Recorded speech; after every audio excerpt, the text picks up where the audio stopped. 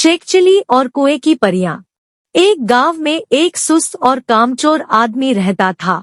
काम धाम तो वह कोई करता न था, हाँ बातें बनाने में बड़ा माहिर था, इसलिए लोग उसे शेखचिल्ली कहकर पुकारते थे। शेखचिल्ली के घर की हालत इतनी खराब थी कि महीने में 20 दिन चूल्हा नहीं जल पाता था। शेखचिल्ली की बेवकूफी और सुस्ती की सजा उसकी बीवी को भी भुगतनी पड़ती और भूखे रहना पड़ता। एक दिन शेखचिल्ली की बीवी को बड़ा गुस्सा आया।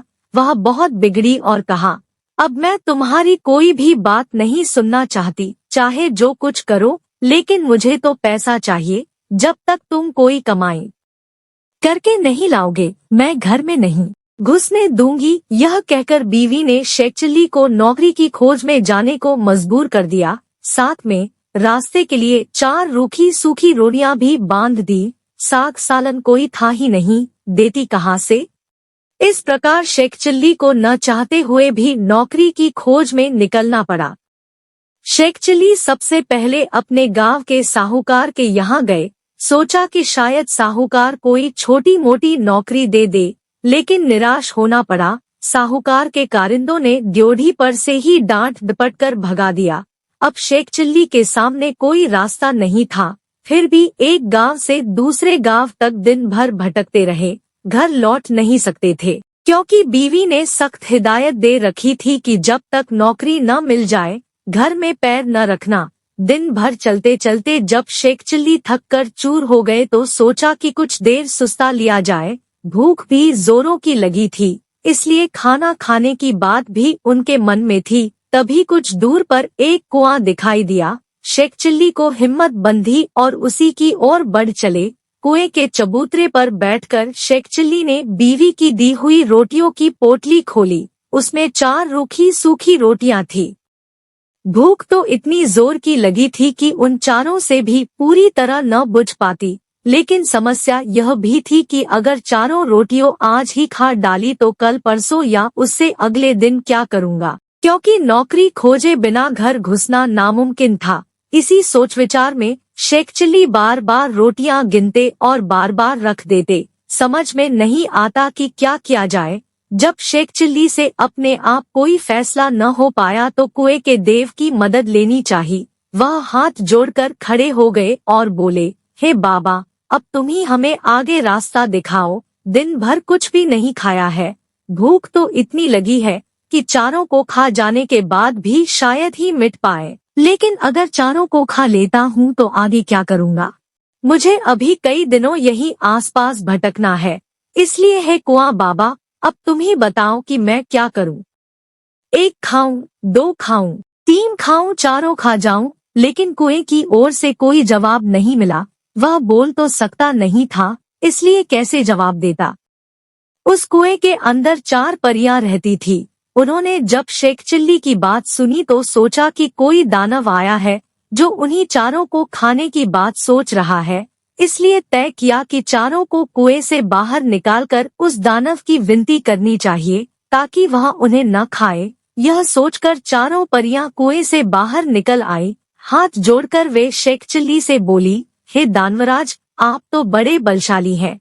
आप व्यर्थ ही हम चारों को खाने की बात सोच रहे हैं। अगर आप हमें छोड़ दे तो हम कुछ ऐसी चीजें आपको दे सकती हैं जो आपके बड़े काम आएंगी। परियों को देखकर व उनकी बातें सुनकर शेखचिल्ली हक्के बक्के रह गए। समझ में न आया कि क्या जवाब दे, लेकिन परियों ने इस चुप्पी का यह मतलब निकाला कि उनकी बात मान ली गई। इसलिए उन्होंने एक कठपुतला व एक कटोरा शेखचिल्ली को देते हुए कहा, हे दानवराज, आपने हमारी बात मान ली, इसलिए हम सब आपका बहुत बहुत उपकार मानती है। साथ ही अपनी यह 2 तुच्छ भेंटें आपको दे रही है। यह कठपुतला हर समय आपकी नौकरी बजाएगा, आप जो कुछ कहेंगे करेगा, और यह कटोरा वह हर एक खाने की चीज आपके सामने पेश करेगा जो आप इससे मांगेंगे। इसके बाद परियां फिर कुएं के अंदर चली गई। इस सबसे शेखचिल्ली की खुशी की सीमा न रही।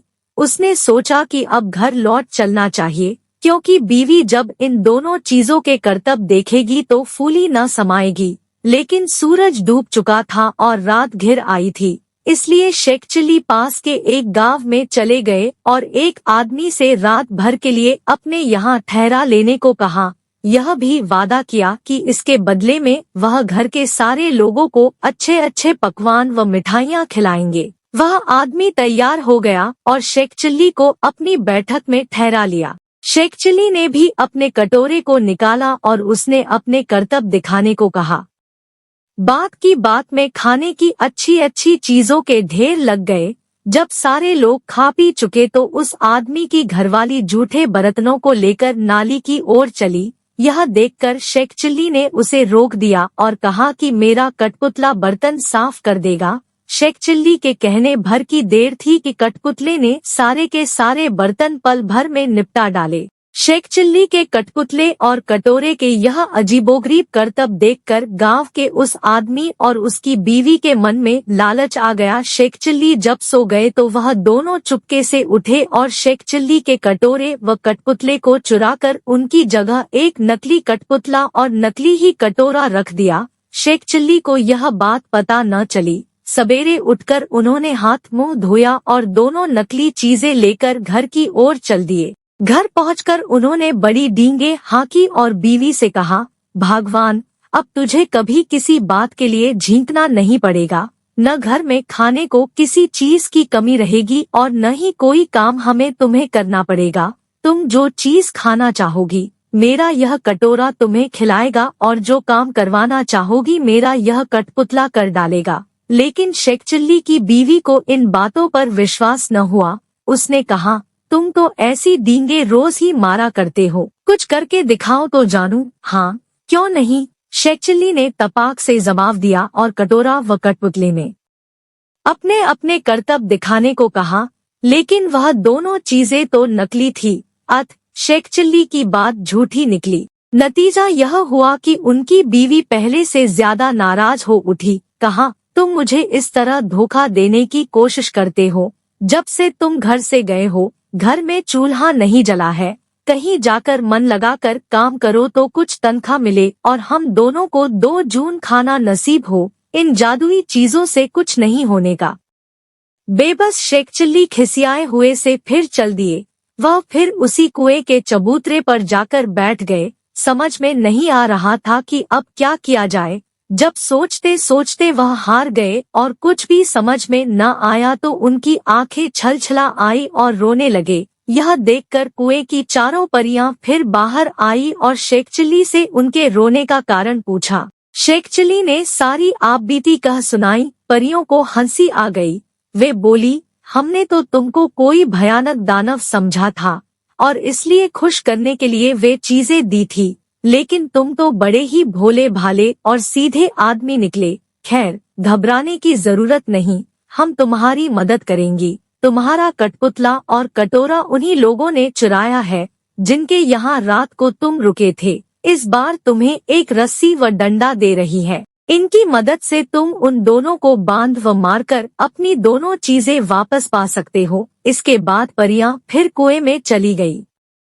जादुई रस्सी डंडा लेकर शेख चिल्ली फिर उसी आदमी के यहाँ पहुँचे और कहा, इस बार मैं तुम्हें कुछ और नए करतब दिखाऊंगा। वह आदमी भी लालच का मारा था। उसने समझा कि इस बार कुछ और जादुई चीजें हाथ लगेंगी, इसलिए उसने खुशी खुशी शेख चिल्ली को अपने यहाँ टिका लिया। लेकिन इस बार उल्टा ही हुआ। शेख चिल्ली ने जैसे ही हुक्म दिया वैसे ही उस घरवाले व उसकी बीवी को जादुई रस्सी ने कसकर बांध लिया और जादुई डंडा दनादन पिटाई करने लगा। अब तो वे दोनों चीखने चिल्लाने और माफी मांगने लगे। शेख चिल्ली ने कहा, तुम दोनों ने मुझे धोखा दिया है। मैंने तो यह सोचा था कि तुमने मुझे रहने को जगह दी है, इसलिए मैं भी तुम्हारे साथ कोई भलाई कर दूं, लेकिन तुमने मेरे साथ उल्टा बर्ताव किया। मेरे कठपुतले और कटोरे को ही चुरा लिया। अब जब वे दोनों चीजें तुम मुझे वापस कर दोगे तभी मैं अपनी रस्सी व डंडे को रुकने का हुक्म दूंगा। उन दोनों ने झटपट दोनों चुराई हुई चीजें शेख चिल्ली को वापस कर दी। यह देखकर शेख चिल्ली ने भी अपनी रस्सी व डंडे को रुक जाने का हुक्म दे दिया। अब अपनी चारों जादुई चीजें लेकर शेख चिल्ली प्रसन्न मन से घर को वापस लौट पड़े। जब बीवी ने फिर देखा कि शेख चिल्ली वापस आ गए हैं तो उसे बड़ा गुस्सा आया। उसे तो कई दिनों से खाने को कुछ मिला नहीं था, इसलिए वह भी झुंझलाई हुई थी। दूर से ही देखकर वह चीखी, कामचोर तुम फिर लौट आए। खबरदार, घर के अंदर पैर न रखना, वरना तुम्हारे लिए बेलन रखा है। यह सुनकर शेखचिली दरवाजे पर ही रुक गए। मन ही मन उन्होंने रस्सी व डंडे को हुक्म दिया कि वे उसे काबू में करें। रस्सी और डंडे ने अपना काम शुरू कर दिया। रस्सी ने कसकर बांध लिया और डंडे ने पिटाई शुरू कर दी। यह जादुई करतब देखकर बीवी ने भी अपने सारे हथियार डाल दिए और कभी वैसा बुरा बर्ताव न करने का वादा किया। तभी उसे भी रस्सी व डंडे से छुटकारा मिला। अब शेखचिली ने अपने कठपुतले व कटोरे को हुक्म देना शुरू किया। बस फिर क्या था, कठपुतला बर्तन भाड़े व जिन जिन चीजों की कमी थी झटपट ले आया और कटोरे ने बात की बात में नाना प्रकार के व्यंजन तैयार कर दिए। प्लीज लाइक एंड शेयर, और अगर आप चैनल पे नए हैं तो सब्सक्राइब जरूर कर लें।